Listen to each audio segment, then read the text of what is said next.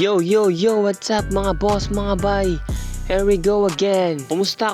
Sana all goods lang kayo dyan mga boss, mga bay. Ang unit for today, IDB 160.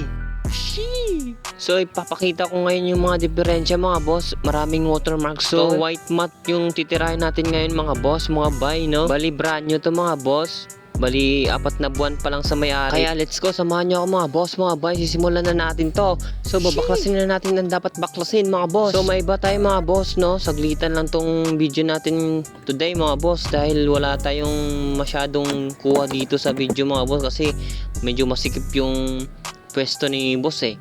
Pero okay lang mga boss, papakita ko naman sa inyo mamaya yung finish talaga. Pagbago talaga mga boss, ang titigas na mga tornilyo tanggalin. So napansin nyo yung pwesto natin mga boss, no? Ginawa lang ng owner yan para makapagsimula tayo mga boss, mga bay. So ito yung natirang pagtapos ng degrime natin o pagwashing mga boss, no?